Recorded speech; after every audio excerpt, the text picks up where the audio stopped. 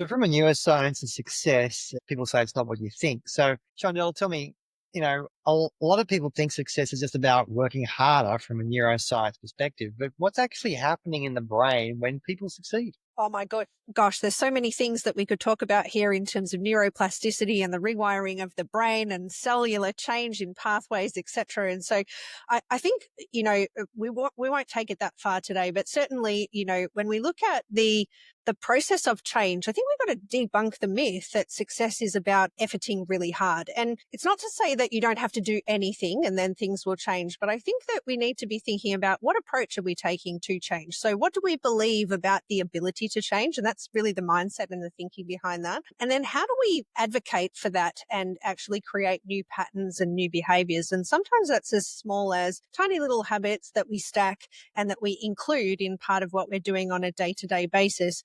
But then there's also, the concept of neuroconditioning and how we're actually rewiring our mental pathways. And a lot of the time this comes from beliefs that we may be holding or computer programming that we've got at a cellular level where we've always done something. And so we're just used to doing it that way.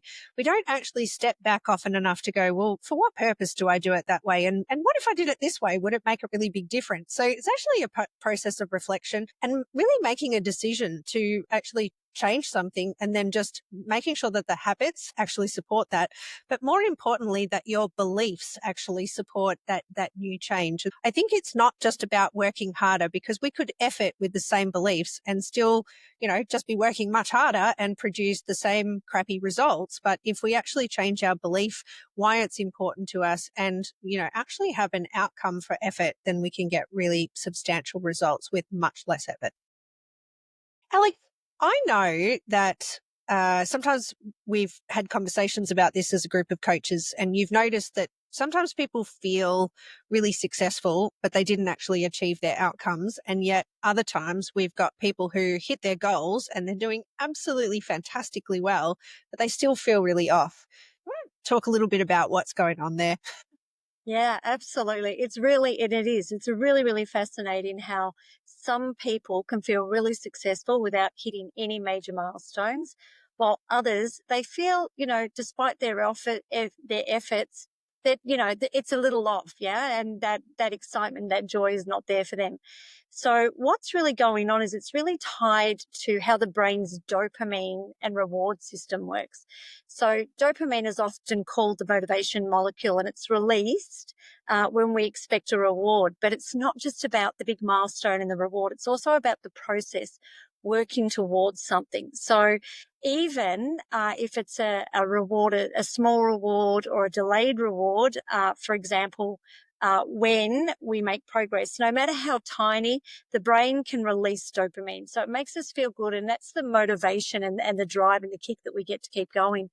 However, the brain often confuses the effort with the results. So sometimes, even though we hit a goal, the satisfaction may not necessarily be there because our brain's more focused on the journey as such, than the actual outcome. So in short, when we're in flow, the brain is getting plenty of dopamine. But once we hit the goal, if the brain doesn't release the expected dopamine, we can feel a little bit flat or, sometimes we feel a little surprised. We thought we would have been a little more excited about the outcome. And so generally we feel like something might be missing. Yeah. So this is the reason that when we have people in overwhelm, it's a really great idea to break things down. And even in terms of tasks, I know it's one of the things that we talk about a lot at Life Puzzle is, breaking tasks down when people are in overwhelm or stress. We break them down into 15-minute time slots because we know when everybody achieves or when most people achieve that 15-minute time slot, that is part of the journey. And that's when the dopamine release hits because you're hitting the tick. Yeah, check, finished, completed. And that dopamine hit, that's where you get that shot. So that's where you feel good. It's a motivator and keeps us going. So we've found that to be really successful in terms of what it is that people can do to make sure that that dopamine hit is continually being released to keep people going and keep motivation going in the workspace.